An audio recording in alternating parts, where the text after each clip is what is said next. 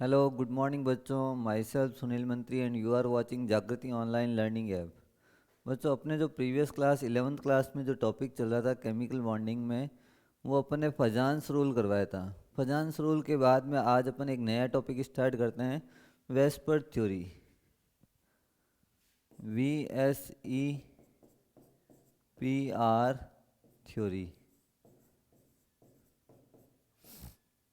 पहले तो इस थ्योरी का मतलब क्या होता है या थ्योरी की मीनिंग क्या होती है, पहले ये बताएंगे। वेस्पर्ड थ्योरी दी किसने है और इस थ्योरी का मतलब क्या होता है और इसका यूज अपन कहाँ कहाँ कर सकते हैं, ये चीज़ें अपन को बेसिक चीज़ें मालूम होनी चाहिए वेस्पर्ड थ्योरी के बारे में। तो वेस्पर्ड थ्योरी में साइंटिस्ट जो था नाइहोम और गिलेस्पी, और उससे पहले सिजविक और पॉवल, उसके बाद में सिजविक व पॉवल ने ये बताया था। तो सबसे पहले नाई होम और गिलेस्पी ने ये थ्योरी अपन को दी थी वेस्पर्ड थ्योरी। उसमें वापस कुछ करेक्शन किया था सिजविक एंड पावल। तो नाई होम एंड गिलेस्पी साइंटिस्ट का नाम है, नाई होम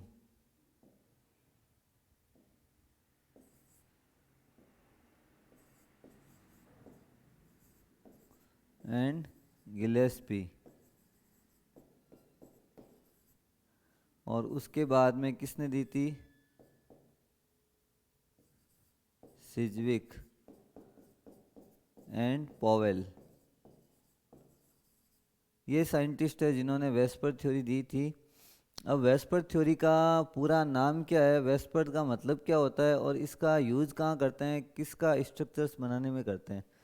तो VSEPRT का पूरा नाम, वी का मतलब क्या हो गया, वैलेंस। वैलेंस, एस का मतलब सेल, और ई का मतलब इलेक्ट्रॉन, पेयर, रिपल्सन, रिपल्सन और थ्योरी। तो valence shell electron pair repulsion theory जो है ये दी थी। केमिकल बॉन्डिंग में अपन ये चीज़ पढ़ेंगे कि भाई कौन सी थ्योरी के लिए क्या यूज़ है, मतलब valence shell electron pair repulsion theory सबसे पहले किसने दी थी, नाइओम गिलेस्पी। और उसके बाद में सिजविक व पॉवल ने उसको थोड़ा करेक्ट किया था। अलग अलग टाइम में इन्होंने ये बताया था क्या इस थ्योरी का मतलब होता है और कैसे इस थ्योरी को अपन को यूज़ करना है। तो इस थ्योरी में ही पहले ये चीज़ बताते हैं वैलेंस सेल क्या होता है। एक चीज़ आ गया अपना वैलेंस सेल, किसी भी एटम का जो आउटर मोस्ट सेल होता है, जैसे ये एटम है और एटम का वैलेंस सेल कौन सा हो गया, बाहर वाला सेल, इसको अपन क्या बोलते हैं, valence shell. Electron pair repulsion theory, इसके अंदर जो इलेक्ट्रॉन्स होंगे, और इलेक्ट्रॉन्स क्या होते हैं, नेगेटिवली चार्ज होते हैं, उनमें आपस में भी क्या हो सकता है, रिपल्सन। उसके बेस पे किसी भी मॉलिक्यूल का अपन क्या बताएंगे, स्ट्रक्चर। तो स्ट्रक्चर ऑफ मॉलिक्यूल अपन को अगर पता करना है तो कौन सी थ्योरी से कर सकते हैं अपन, valence shell electron pair repulsion theory. और इस थ्योरी के अंदर अपन बताएंगे बेसिक जो स्ट्रक्चर्स जो होते हैं, किस किस साइंटिस्ट ने क्या स्ट्रक्चर्स के बारे में, कैसे अपन को स्ट्रक्चर बनाना है, और क्यों इलेक्ट्रॉन और इलेक्ट्रॉन के बीच में रिपल्सन होता है। तो ये थ्योरी में अपन कुछ पॉइंट समझाएंगे। तो ये पॉइंट अपन एक एक पॉइंट लिखेंगे और उसको बाद में अपन समझा देंगे, ठीक है ना। तो सबसे पहले अपन स्टार्ट करते हैं valence shell electron pair theory के रिपल्सन थ्योरी के कुछ पॉइंट लिखवाते हैं, वो नेक्स्ट पेज पे करते हैं। First, the structure of molecule of molecule. Molecule कौन से होते हैं generally, poly atomic. Poly atomic molecule can be represented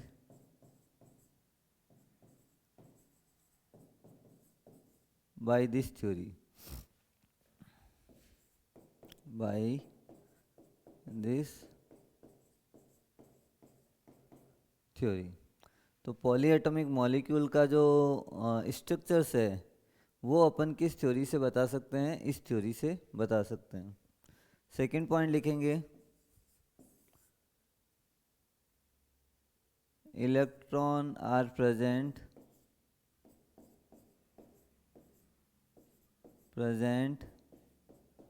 in the atom or molecule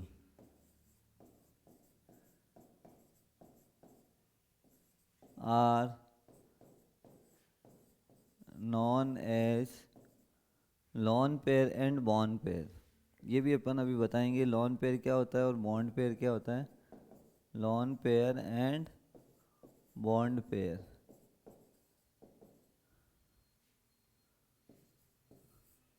the electron pair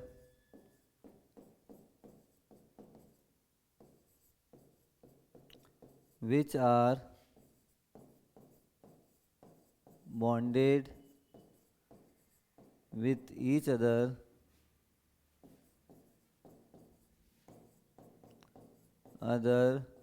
are known as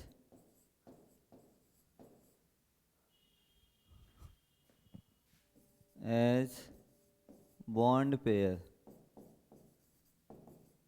and the electron pair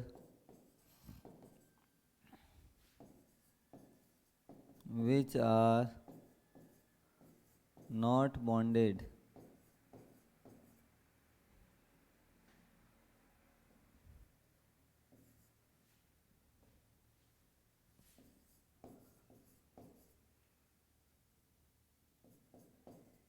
that are known as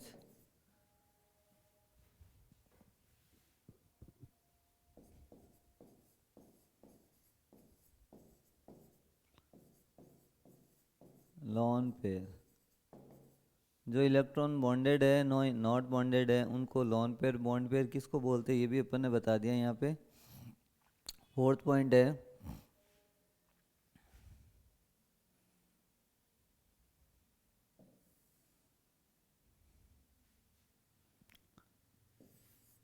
repulsion are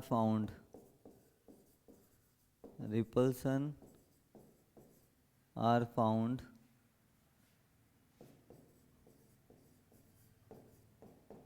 in the valence shell of atom in between lone pair and bond pair।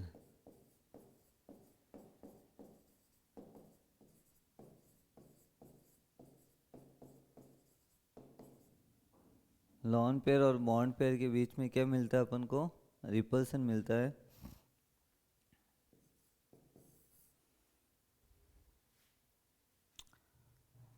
Due to repulsion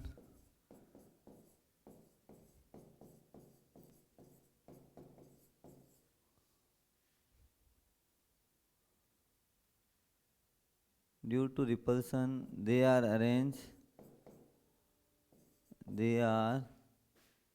arranged in three dimension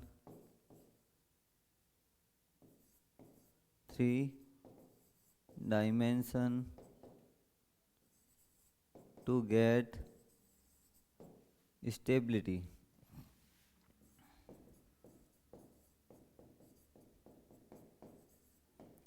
तो इनको अपन 3 dimension में ऐसे arrange करना है ताकि उनकी stability ज़्यादा से ज़्यादा हो। और 6 पॉइंट है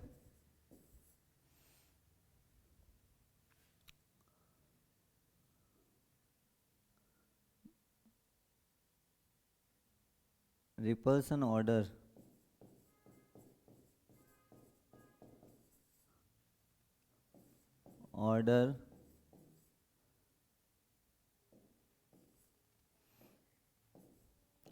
between lone pair and bond pair are given। ये दे रखा है सबसे ज़्यादा रिपल्सन लॉन पेयर के बीच में। फिर क्या आएगा, लॉन पेयर और बॉन्ड पेयर के बीच में, और फिर क्या आएगा, बॉन्ड पेयर और बॉन्ड पेयर के बीच में। तो ये रिपल्सन ऑर्डर रहता है, lone pair lone pair lone pair bond pair bond pair bond pair. अब लास्ट है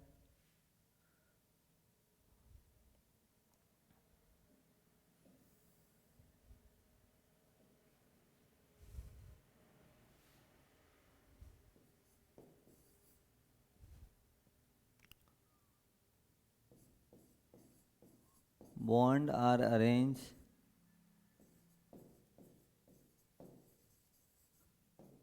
in 3 dimension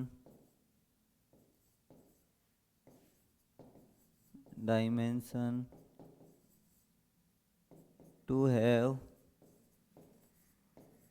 minimum repulsion, minimum repulsion। तो ये पूरी थ्योरी आपको अब समझाते हैं। ये लगभग पॉइंट मैंने सारे लिख दिए हैं इसके, आपको इसमें वापस बार बार रिवाइज करने की ज़रूरत है, और सारे पॉइंट जो है एक एक पॉइंट को अपन यहाँ समझा दें। और एक पॉइंट और लिख देते हैं ताकि इजीली ये चीज़ समझ में आए। इन the molecule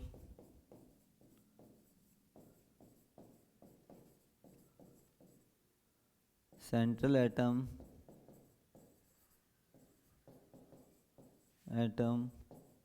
are known as sphere on which bond pair and lone pair are present, bond pair and lone pair are present। ये तो थ्योरी के पॉइंट मैंने लिखवाए हैं। अब अपन एक एक पॉइंट को वापस अच्छी तरह से समझ लेते हैं ताकि ये थ्योरी आपको पूरी समझ में आ जाए। तो करना क्या है, the structure of molecule, poly atomic molecule के जो स्ट्रक्चर है अपन कौन सी थ्योरी से बता सकते हैं, वेस्पर्ड थ्योरी। और वेस्पर्ड थ्योरी में एक चीज़ आपको मालूम रखना है, किसी भी polyatomic molecule, diatomic का जरूरी नहीं है, डाई एटॉमिक का मतलब 2 एटम, 2 एटम तो आप कैसे अरेंज करोगे, एक यहाँ लगा दोगे और एक यहाँ लगा दोगे और ये एक लीनियर स्ट्रक्चर बन जाएगा। लेकिन पॉली एटॉमिक मॉलिक्यूल जिसमें 2 से ज़्यादा एटम हैं उनके लिए स्ट्रक्चर्स अपन कौन सी थ्योरी से पढ़ते हैं, वेस्पर्ड थ्योरी बहुत ज़्यादा इम्पोर्टेंट है। ये हालांकि 11th चलती है, आप कह रहे हैं 11th में कोई ऐसा ज़रूरी नहीं है पढ़ना, लेकिन 11th के बेसिक आपके 12th में आगे कंपटीशन में सारी जगह काम आते हैं। तो अभी से आपने अगर सीरियसली इसको पढ़ लिया तो वहाँ आप रिलैक्स होके पढ़ सकते हो। तो कहने का मतलब है अभी जैसे टाइम आपके पास बहुत पड़ा है, इजीली हर एक टॉपिक को सॉल्व करो, इसके क्वेश्चन आंसर करो, और अगर आपके पास गाइड वगैरह है तो उसको भी यूज़ करो ताकि आपका जो टॉपिक है वो पूरा अभी से क्लियर हो जाए, आगे कहीं दिक्कत नहीं आए। तो इसको समझाने के लिए अपन ये बता रहे हैं कि ये अगर डाई एटॉमिक मॉलिक्यूल में कोई भी थ्योरी की रिक्वायरमेंट नहीं होती है, 2 एटम तो कैसे लगाने हैं आपको, एक इधर लगा दिया एक इधर लगा दिया और ये अरेंज हो गए। लेकिन पॉली एटॉमिक के लिए आपको कौन सी थ्योरी पढ़नी है, वेस्पर्ड थ्योरी। तो सबसे पहला पॉइंट यही था, पॉली एटॉमिक मॉलिक्यूल का स्ट्रक्चर अपन इस थ्योरी के थ्रू समझा सकते हैं। Electrons are present in the atom और molecule are known as lone pair and bond pair. देखो एक एटम को या मॉलिक्यूल को, जो भी पॉली एटॉमिक मॉलिक्यूल है उसमें सेंट्रल एटम होता है। अब सेंट्रल एटम के जो वैलेंस इलेक्ट्रॉन हैं उन पे कुछ बॉन्ड पेयर भी होंगे और कुछ लॉन पेयर भी होंगे। अब मैं बताता हूँ बॉन्ड पेयर और लॉन पेयर क्या होता है। अब जैसे अपन कहते हैं एक मॉलिक्यूल है, जैसे H2O है, तो H2O में O कौन सा हो जाएगा, सेंट्रल एटम। तो समझाने के लिए अपन यहाँ बताते हैं वापस, देखो ये जैसे मैं अगर कोई स्ट्रक्चर दे देता हूँ, मान लो CH4 का ही देते हैं, तो ये C तो क्या हो गया, कार्बन क्या हो गया, सेंट्रल एटम। अभी सेंट्रल एटम कार्बन को क्या मानेंगे अपन, सेंट्रल एटम पे आपको बॉन्ड और लॉन पेयर को अरेंज करना है। अब जैसे कार्बन के वैलेंस शेल में 4 ही इलेक्ट्रॉन होते हैं और चारों के चारों बॉन्ड बना रहे हैं हाइड्रोजन के साथ। जैसे एक इलेक्ट्रॉन इधर बॉन्ड बना रहा है, एक इधर बना रहा है, एक इधर बना रहा है, एक इधर बना रहा है। तो ये चारों हाइड्रोजन जो है जो बॉन्ड बना रहे हैं इलेक्ट्रॉन पेयर, उसको अपन क्या बोलते हैं, बॉन्ड पेयर। लेकिन जो बॉन्ड नहीं बना रहा है पेयर ऑफ इलेक्ट्रॉन, इसी सेंट्रल एटम का मान लो एक पेयर इलेक्ट्रॉन बॉन्ड नहीं बना रहा है, तो उसको अपन क्या नाम दे सकते हैं, लोन पेयर। तो सेंट्रल एटम को ही जनरली कंसिडर करते हैं। सेंट्रल एटम को क्या मानते हैं, एक स्फीयर की तरह, बॉल की तरह, और उसके इलेक्ट्रॉन्स को अपन ऐसे अरेंज करेंगे ताकि इनके बीच में डिस्टेंस ज़्यादा से ज़्यादा रहे और रिपल्सन कम से कम रहे, तो उनकी स्टेबिलिटी क्या होती है, ज़्यादा। तो ये जो बॉन्ड है मैंने चारों एक साइड में नहीं लगाए, चारों को ऐसे अरेंज किया है जैसे एक बॉल है और बॉल पे चार डंडे लगाने हैं आपको। डंडे कैसे लगाओगे, एक इधर लगा दोगे, दूसरा इधर लगाओगे, तीसरा इधर लगाओगे, चौथा इधर लगा दोगे। तो कुल मिला के चारों को ऐसे अरेंज करना है ताकि इनके बीच में गैप ज़्यादा हो, और गैप ज़्यादा रहेगा तो स्टेबिलिटी भी ज़्यादा होगी और रिपल्सन कम होगा। क्योंकि ये जो बॉन्ड बने हुए हैं ये किन के बने हुए हैं, इलेक्ट्रॉन्स के। कैसे बने हुए हैं, कार्बन का एक इलेक्ट्रॉन और एक हाइड्रोजन का, दोनों ने शेयरिंग की। यहाँ एक इसका, एक इसका, एक इसका, एक इसका, एक इसका और एक इसका। तो सब मिला के शेयरिंग करके जो बॉन्ड बनते हैं उनको क्या बोलते हैं अपन, कोवलेंट बॉन्ड। और ये कोवलेंट बॉन्ड के इलेक्ट्रॉन्स को अपन ऐसे रिप्रेजेंट करेंगे या ऐसे अपन अरेंज करेंगे ताकि इनके बीच में डिस्टेंस ज़्यादा से ज़्यादा रहे। जितनी ज़्यादा डिस्टेंस उतना ही ज़्यादा स्टेबिलिटी और रिपल्सन कम से कम होगा। तो ये सारे पॉइंट यहाँ अपन धीरे धीरे क्या कर रहे हैं, क्लियर कर रहे हैं। तो सेकंड पॉइंट अपन ने,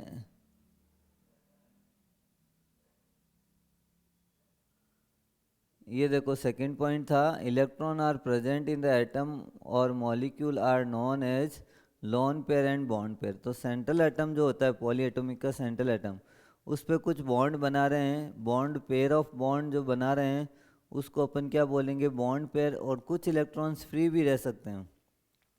जब पेयर ऑफ इलेक्ट्रॉन फ्री रहता है, जो बॉन्ड नहीं बना रहा है, उसको आप लोन पेयर लिखेंगे। Third point, the electron pair which are bonded with each other that are known as bond pair, and the electron pair which are not bonded with each other, not bonded, that are known as lone pair। जो bond बनाएगा उसको bond pair बोलेंगे और जो bond नहीं बनाएगा उसको क्या बोलेंगे अपन, lone pair। repulsion are found in the valence shell of the atom in the between the lone pair and bond pair। अब मैंने ये फोर्थ पॉइंट क्लियर कर रहे हैं कि यहाँ अपन कहेंगे ये सेंट्रल एटम है, बॉल है। अब बॉल पे कुछ लॉन पेयर भी होंगे, लॉन पेयर जो बॉन्ड नहीं बना रहे हैं और बॉन्ड पेयर जो बॉन्ड बना रहे हैं। तो लॉन पेयर और बॉन्ड पेयर के बीच में आपस में रिपल्सन होगा, क्योंकि चाहे बॉन्ड बना रहे हैं तो भी वो किससे बना हुआ, इलेक्ट्रॉन से। और लॉन पेयर है वो फ्री पड़े हैं इलेक्ट्रॉन, वो भी क्या है, इलेक्ट्रॉन। और इलेक्ट्रॉन पे चार्ज क्या होता है, नेगेटिव चार्ज। और नेगेटिव चार्ज के कारण अपन बोलेंगे यहाँ पे रिपल्सन होगा। लॉन पेयर में भी हो सकता है और लॉन पेयर बॉन्ड पेयर में भी रिपल्सन हो सकता है। तो इनको अपन को ऐसे दूर दूर अरेंज करना, चाहे बॉन्ड पेयर हो चाहे लॉन पेयर हो। Due to repulsion they are arrange in a 3 dimension to get stability. अगर आपके इसमें रिपल्सन मिलता है, रिपल्सन तो होगा, जनरली होता ही है रिपल्सन, इलेक्ट्रॉन्स इलेक्ट्रॉन्स के बीच में रिपल्सन होता है। तो रिपल्सन अगर किसी मॉलिक्यूल के अंदर होगा तो उनकी स्टेबिलिटी जो है अपन किसके थ्रू बताएंगे, ज़्यादा से ज़्यादा डिस्टेंस रखनी है, रिपल्सन कम से कम रखना है। तो due to the repulsion they are arrange in a 3 dimension to get stability. अब जैसे मैंने कहा मेरे पास दो ही बॉन्ड है, एक डंडा है, एक सेंट्रल एटम है। सेंट्रल एटम का मतलब क्या हो गया, तो इसको समझा देते हैं। ये सेंट्रल एटम है, एक बॉल है। अब इस बॉल पे आपको कितने अरेंज करने हैं, दो बॉन्ड अरेंज करने हैं। तो दो बॉन्ड कैसे अरेंज करोगे, ये बॉल है, बीच वाला जैसे हाथ मेरा बॉल है, एक बॉन्ड को इधर अरेंज किया, एक को इधर। अगर मैं एल शेप में करूँगा तो इस इलेक्ट्रॉन, इनके इलेक्ट्रॉन और इनके इलेक्ट्रॉनों के बीच में क्या होगा, रिपल्सन बहुत ज़्यादा हो जाएगा। तो आपको 3 डायमेंशनली किसी लॉन पेयर या बॉन्ड पेयर को अरेंज ऐसे करना है ताकि उसके बीच में रिपल्सन क्या हो, कम से कम हो। तो मैं इसको ऐसे भी नहीं कर सकता, ऐसे भी नहीं कर सकता, ऐसे भी नहीं कर सकता। तो ज़्यादा स्टेबल कब होगा, जब अपन इसको ऐसे अरेंज करेंगे एकदम सीधी लाइन में, तब अपन कहेंगे इसके बीच में स्टेबिलिटी क्या होगी, ज़्यादा होगी। तो ये अपना 5th पॉइंट था। Due to repulsion they are arrange in a 3 dimension to get stability. Repulsion order between the lone pair and bond pair are given order. Repulsion का ऑर्डर भी अपन को ध्यान रखना है। जो फ्री पड़े रहेंगे, जैसे कोई बॉन्ड में पार्टिसिपेट नहीं कर रहे हैं, तो पार्टिसिपेट नहीं कर रहे हैं वो पेयर्स एक दूसरे को ज़्यादा रिपेल करेंगे, उनको जगह भी ज़्यादा चाहिए। अब कुछ कुछ होता है ना, जैसे बदमाश होते हैं बच्चे, तो वो बदमाश तो कहीं टिकते ही नहीं है, और जो बॉन्ड बना रहे हैं, जो काम कर रहे हैं, वो काम कर रहे हैं, उनको भी वो परेशान करेंगे। तो कुछ पेयर्स जो होते हैं जो बॉन्ड में पार्टिसिपेट नहीं कर रहे हैं, लेकिन लोन पेयर में रिपल्सन क्या होगा सबसे ज़्यादा, क्योंकि ये बॉन्ड में पार्टिसिपेट ही नहीं करता। सबसे ज़्यादा रिपल्सन इसके बीच में होता है। तो लोन पेयर में सबसे ज़्यादा, लोन पेयर बॉन्ड पेयर में उससे थोड़ा कम, और उससे भी कम हो जाता है बॉन्ड पेयर में रिपल्सन ऑर्डर।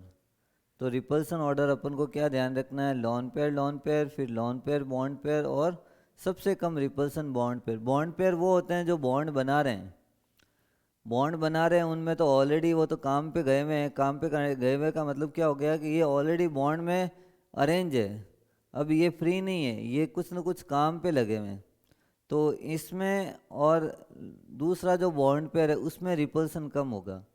लेकिन जो काम ही नहीं कर रहे हैं, जो फ्री पड़े हैं, फ्री बैठे हैं इस सेंट्रल एटम के ऊपर, उनके अंदर रिपल्सन ऑर्डर सबसे ज़्यादा होता है। लोन पेयर बॉन्ड पेयर, और बॉन्ड पेयर।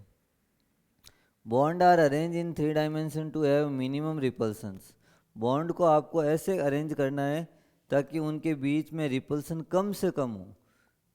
रिपल्सन अगर कम होगा तो वो मॉलिक्यूल ज़्यादा स्टेबल होगा, और रिपल्सन अगर ज़्यादा होगा तो मॉलिक्यूल क्या होगा, कम स्टेबल होगा।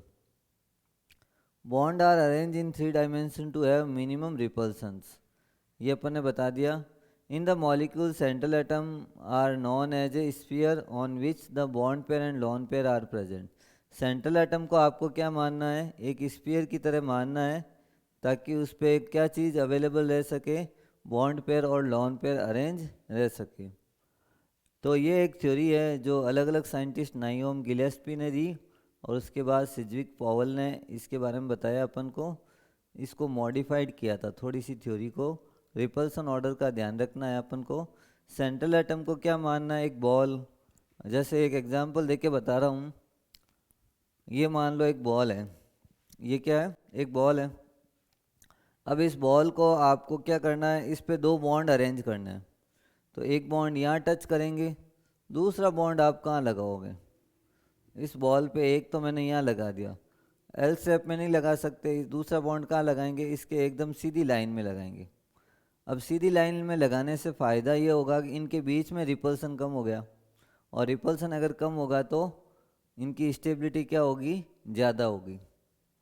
अब आपको अगर इस बॉल पे 3 बॉन्ड अरेंज करने हैं, तो तीनों को कैसे अरेंज करेंगे, जैसे एक तो यहाँ लग गया, ये हो गया यहाँ पे।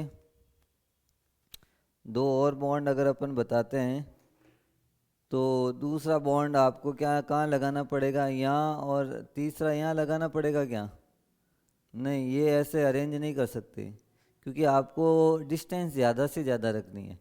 तो आपको अगर बॉन्ड ये यहाँ बनाया, दूसरा यहाँ बनाना पड़ेगा, और तीसरा यहाँ बनाना पड़ेगा। तो इसमें डिस्टेंस आपको ज़्यादा रखनी है, ताकि उस मॉलिक्यूल की स्टेबिलिटी क्या हो, ज़्यादा से ज़्यादा हो। और स्टेबिलिटी अगर ज़्यादा रहेगा तो अपन कहेंगे उसका स्ट्रक्चर्स जो है वो स्टेबल रहेगा, और उनके मॉलिक्यूल के स्ट्रक्चर या ज्योमेट्री को अपन समझ सकते हैं। अदरवाइज ज्योमेट्री या मॉलिक्यूल, कोई पॉलीएटॉमिक मॉलिक्यूल के स्ट्रक्चर्स को समझाने के लिए दूसरी थ्योरी नहीं है, थ्योरी यही काम आएगी। अब इसमें रेजोनेंस का कोई ज़्यादा इफेक्ट नहीं होगा। रेजोनेंस होता है ना, जिसमें पेयर ऑफ इलेक्ट्रॉन मूव करते रहते हैं, लॉन पेयर आता है, फिर सिंगल बॉन्ड आता है, फिर डबल बॉन्ड आता है, तो इसमें रेजोनेंस का कोई मेजर इफेक्ट नहीं होगा स्ट्रक्चर के अंदर। तो एटम्स वहीं पे नहीं रहेंगे, इलेक्ट्रॉन्स इधर उधर ट्रांसफ़र हो सकते हैं, लेकिन स्ट्रक्चर वही रहेगा, स्ट्रक्चर में कोई चेंजेस नहीं आएगा। तो अब अपन नेक्स्ट पेज पे ऐसे मॉलिक्यूल का स्ट्रक्चर पढ़ेंगे जिनके सेंट्रल एटम पे लॉन पेयर नहीं है। ऐसे मॉलिक्यूल अलग पढ़ेंगे जिनमें सेंट्रल एटम पे लॉन पेयर है। दूसरे वो टाइप के हो जाएंगे जिसके सेंट्रल एटम पे लॉन पेयर नहीं है। तो थ्योरी स्टार्ट करते हैं, ये बेसिक चीज़ समझाने की स्टार्ट करते हैं।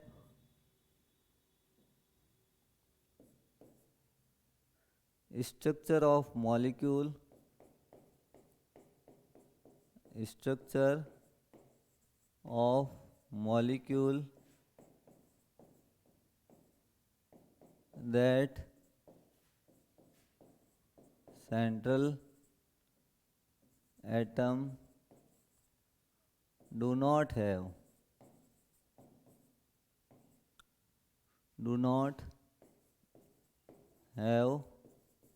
lone pair।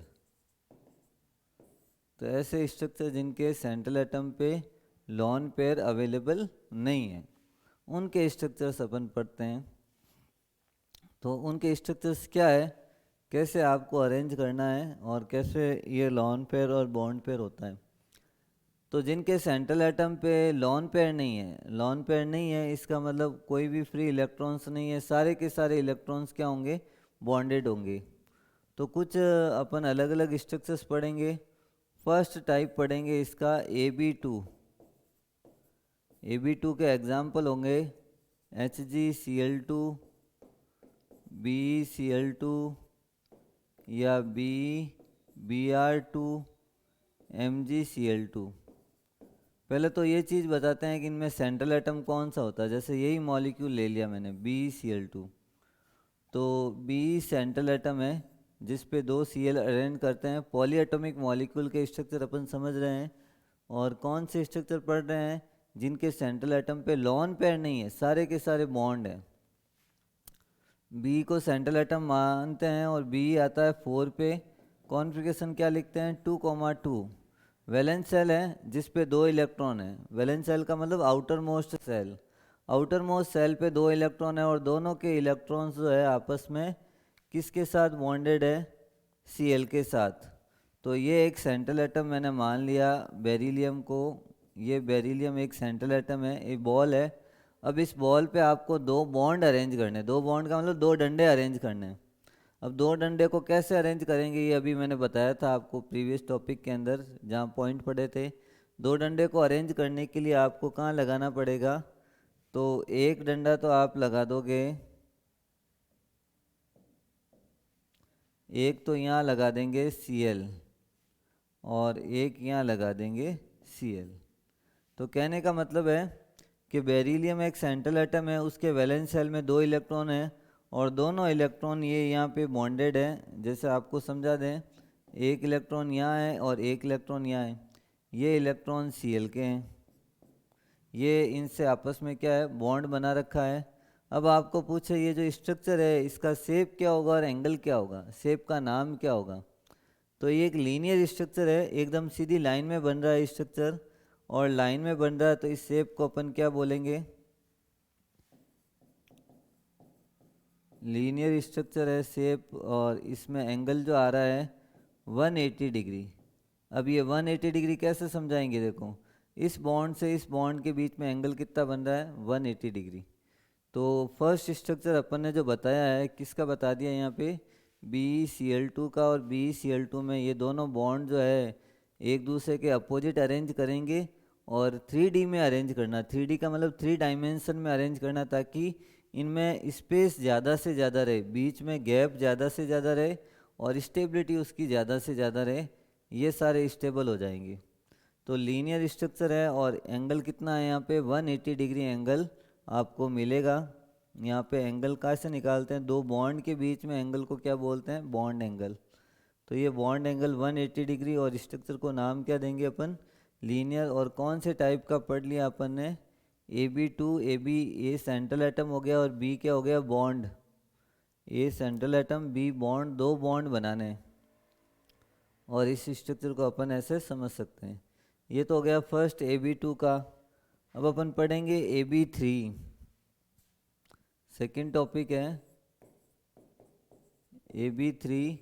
और AB3 में अपन स्ट्रक्चर BCl3 या BBr3 या AlCl3, ये स्ट्रक्चर्स को अपन पढ़ लेंगे।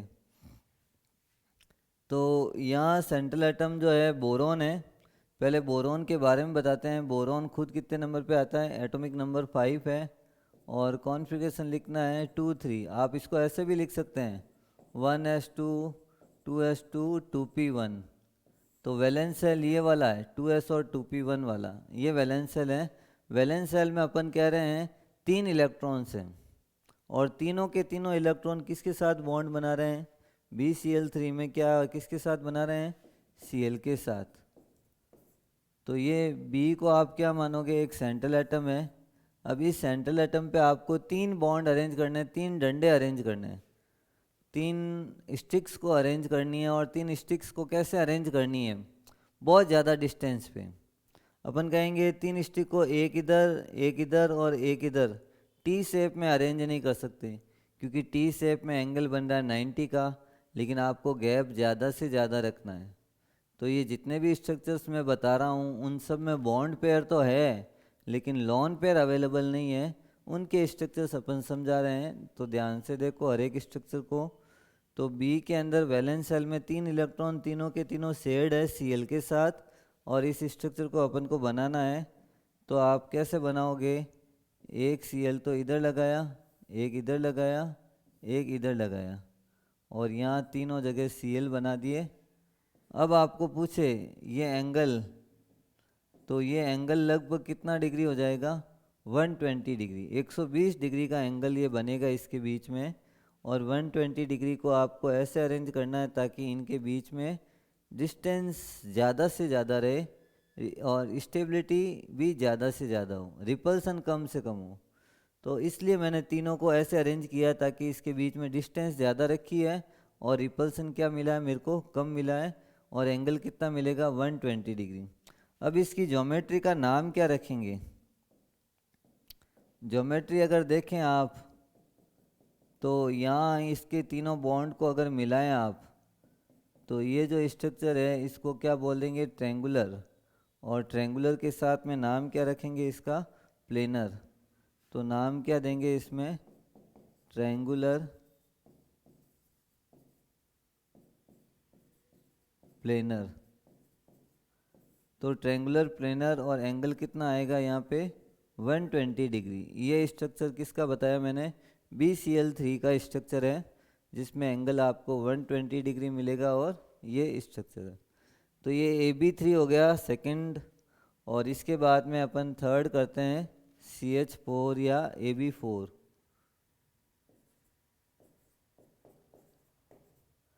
ए सेंट्रल एटम, बी बॉन्ड है, 4 बॉन्ड बनाने हैं। एग्जाम्पल हो जाएगा CCl4, CH4 या SiCl4, ये सारे हैं। अब इनके वैलेंस सेल में जैसे CH4 का एग्जाम्पल लेते हैं, और सेंट्रल एटम कौन है? कार्बन आता है कितने नंबर पे? 4 पे। और ये 2,4 लिखते हैं, या कॉन्फ़िगरेशन अगर लिखना है 1s2 2s2 2p2। ये वैलेंस सेल में कितने इलेक्ट्रॉन आ रहे हैं? 4, और चारों के चारों बॉन्डेड है। अब यहाँ आपको कार्बन को क्या मानना है? एक सेंट्रल एटम। ये सेंट्रल एटम हो गया।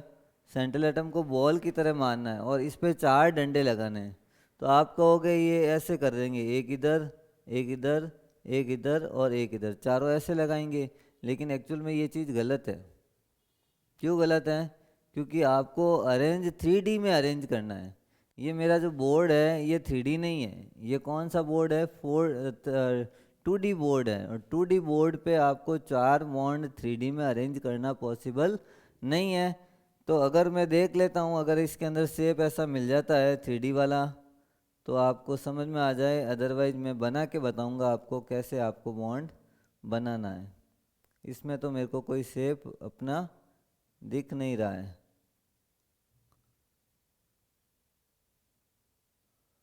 तो कोई शेप अवेलेबल नहीं है वैसे तो अपन को स्ट्रक्चर बनाना ही पड़ेगा। तो कैसे बनाना पड़ेगा? इस कार्बन पे 4 बॉन्ड को ऐसे अरेंज करना 3D के अंदर, 1 2 3 और 4।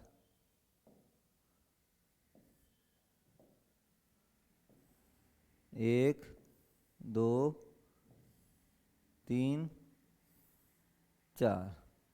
तो चारों बॉन्ड में यहाँ पर अपन क्या लगाएंगे, एच, यहाँ पे भी एच, यहाँ पे भी एच, यहाँ पे भी एच। कुल मिलाकर आपको ये 3D डायग्राम अगर देखना है तो इस टाइप से देखेंगे।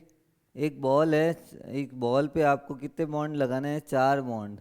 तो 4 बॉन्ड में एक बार अरेंज कर देता हूँ ताकि ये चीज़ आपको इजीली समझ में आए।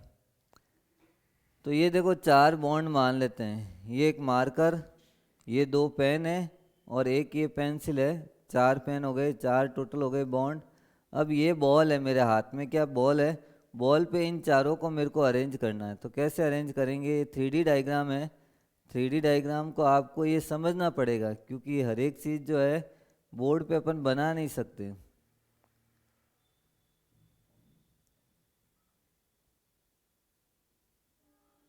ये इस टाइप का स्ट्रक्चर अपन को दिख रहा है, देखो। तो एक बॉन्ड ऐसे लगा हुआ है, एक इधर है, एक इधर है, एक इधर है। ये एंगल मेरे को 90 से भी ज़्यादा दिख रहा है।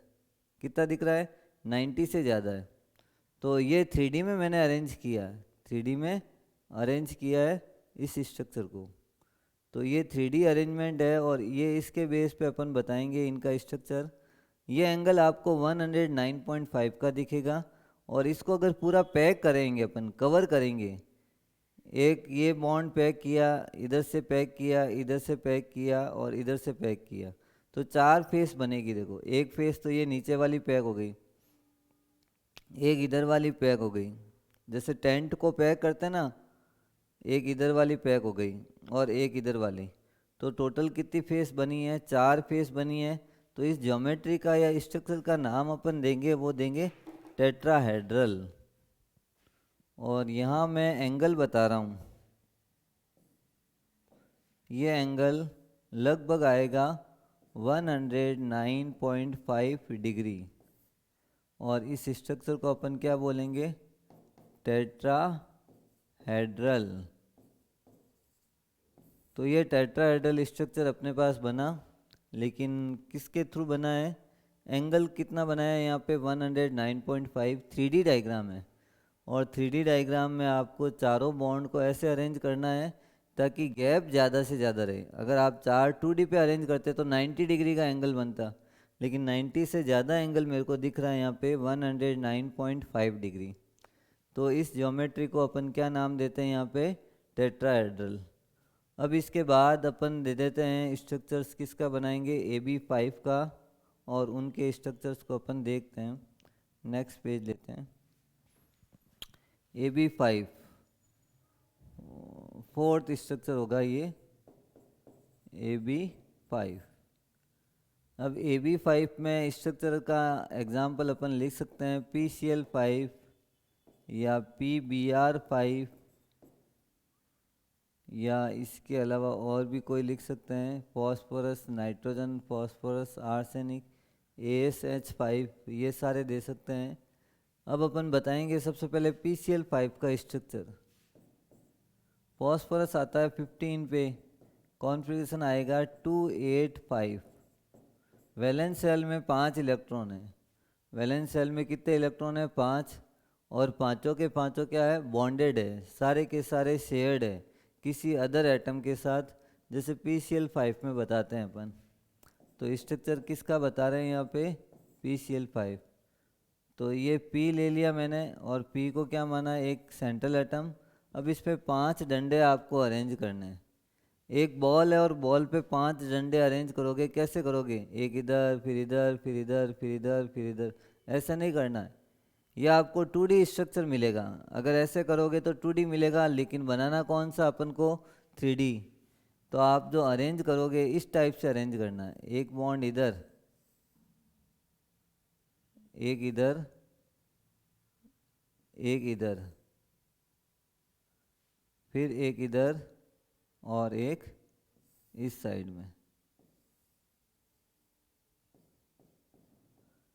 तो यहाँ मैंने कितना लगा दिया, Cl, Cl, Cl, Cl और Cl। ये जब स्ट्रक्चर आप ढंग से देखोगे तो यह देखो, ये वाला जो है ये एक ट्रायंगल यहाँ बन रहा है।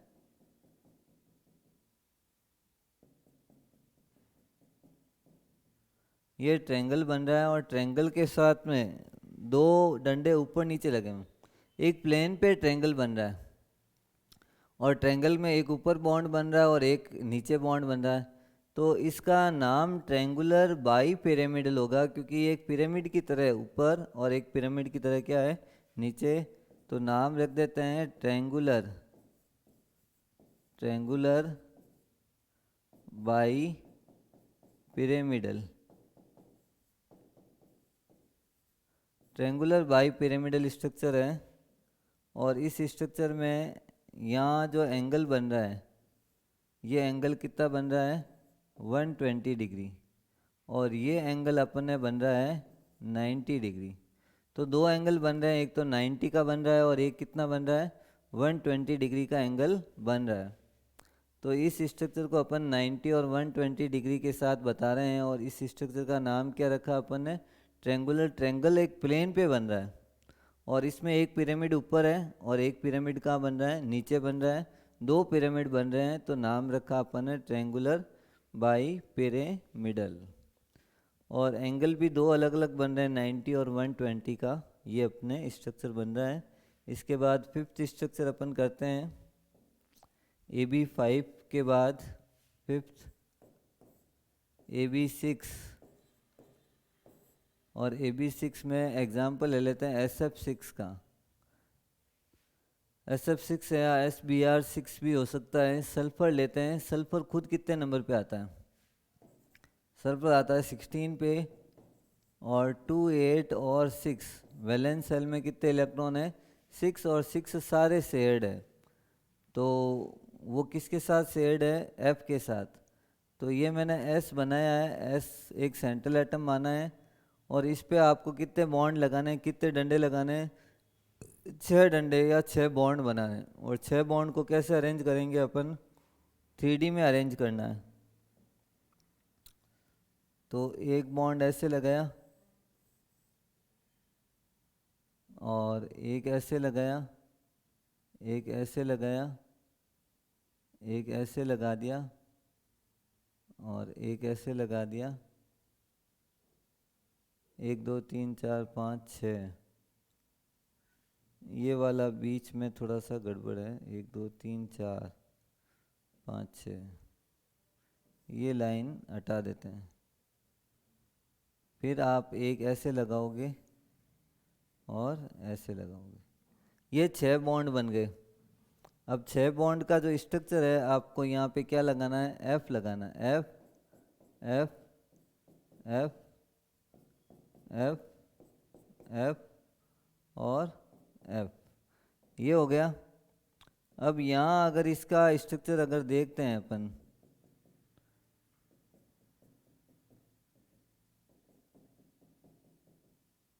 ये मैं स्ट्रक्चर समझा रहा हूँ ताकि ये चीज़ समझ में आ जाए।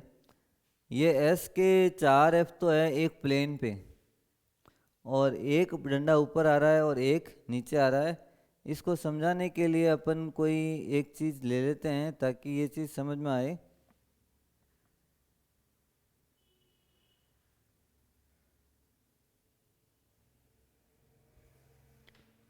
मान लो ये बुक ही ले ली मैंने, ये बुक है, समझाने के लिए बता रहा हूँ। ये बुक है, यहाँ सेंट्रल एटम है बीच में।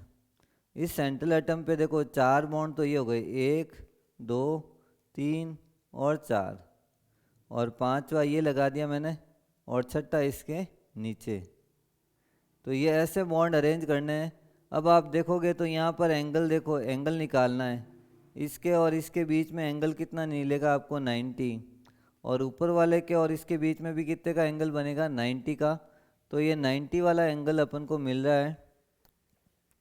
तो एंगल कितना मिलेगा यहाँ पे, ये 90 डिग्री, और ये वाला एंगल भी 90 है।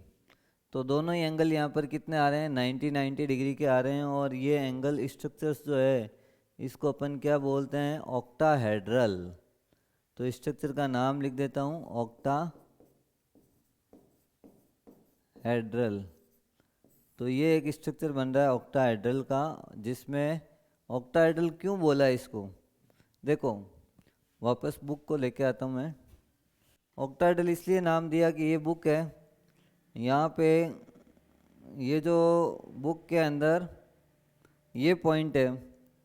अब इस पॉइंट के ऊपर अपन देखते हैं, इसको अगर पूरा पैक कर दें, पैक कैसे करेंगे, टेंट लगाते हैं, जैसे टेंट कैसे लगाते हैं, एक इधर फेस, एक इधर फेस, एक इधर फेस और एक इधर फेस। तो 4 फेस तो ये हो गई, 4 हेड्रल ये हो गए, 4 ऊपर वाले हो जाएंगे इसके और 4 ही कहाँ हो जाएंगे, नीचे वाले। कितने हेड्रल हो जाएंगे, 8 हेड्रल हो जाएंगे। तो इसका नाम क्या रखेंगे अपन, ऑक्टाहेड्रल। तो इस स्ट्रक्चर को अपन क्या देंगे, बोलेंगे ऑक्टाहेड्रल। और ऑक्टाहेड्रल में इस टाइप का शेप अपन को मिल जाएगा। तो ये स्ट्रक्चर अपन ने बता दिया कैसे ऑक्टाहेड्रल बन सकता है। और लास्ट एक स्ट्रक्चर बाकी है इसका, इसको अपन बोलते हैं अगला AB7। AB7 और ये छठा स्ट्रक्चर है, 6 है, IF7। और IF7 को स्ट्रक्चर को अपन कैसे अरेंज करना है ये देखते हैं।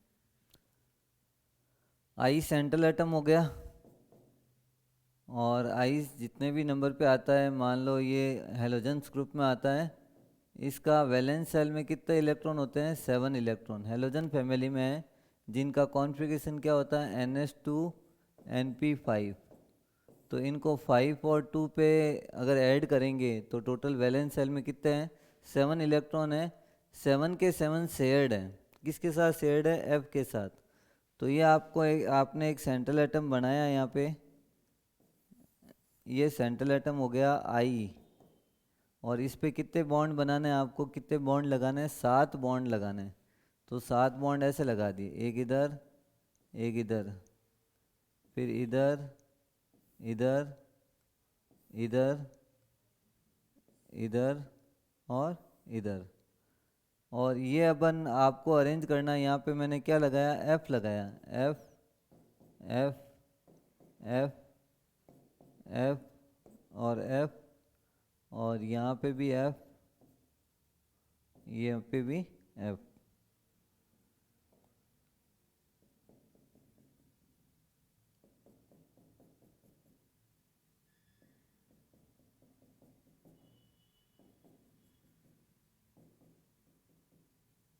ये बन गया एंगल। तो ये स्ट्रक्चर बन गया, पेंटागोनल बन रहा है। देखो बीच में प्लेन सरफेस पे पेंटागन दिख रहा है, पेंटागन के ऊपर भी एक बॉन्ड बना हुआ है, पेंटागन के नीचे भी एक बॉन्ड बना हुआ है। तो ये पेंटागन है, पेंटागन के ऊपर वाला जो बॉन्ड है, ये इसके और इसके बीच में एंगल कितना निकलेगा आपको, 90। ये एंगल अपन को निकालना है। पूरा जो स्फेयर गोला होता है वो होता है 360, और 360 में बॉन्ड कितने बने हुए हैं, 5 बॉन्ड बने हुए हैं। तो टोटल जो एंगल आएगा ये आएगा 72 डिग्री का एंगल इसके बीच में बन रहा है। 2 एंगल इसमें भी बन रहे हैं, एक 72 का बन रहा है और एक 90 का। 90 कैसे बन रहा है, एक ऊपर और इसके बीच में प्लेन सरफेस पे अगर आपको एंगल देखना है तो वो कौन से का बन रहा है, 90 का बन रहा है। लेकिन पेंटागन के अंदर जब एंगल देखते हैं अपन तो वो 72 का बन रहा है। तो ये स्ट्रक्चर्स अपन ने समझा दिए। जितने भी स्ट्रक्चर्स हैं उनमें सब में बॉन्ड पेयर अवेलेबल है, लॉन पेयर अवेलेबल नहीं है। जितने भी वैलेंस सेल में इलेक्ट्रॉन होते हैं वो सारे बॉन्ड बनाते हैं। तो वो स्ट्रक्चर अपन ने समझा दिए। तो आज की क्लास को अपन यहीं फिनिश करते हैं। आपको ज्वाइन करना है इसको, और इसमें जितने भी स्ट्रक्चर्स हैं घर पे एक बार बिना देखे ट्राई करना है, ताकि ये टॉपिक आपको इजीली समझ में आए। तो ये अपन ने आज जो टॉपिक कराया था वो था वेस्पर थ्योरी, और इसके कुछ स्ट्रक्चर्स अभी और बाकी है, वो अपन कल करेंगे नेक्स्ट क्लास में। Thank you for joining this class.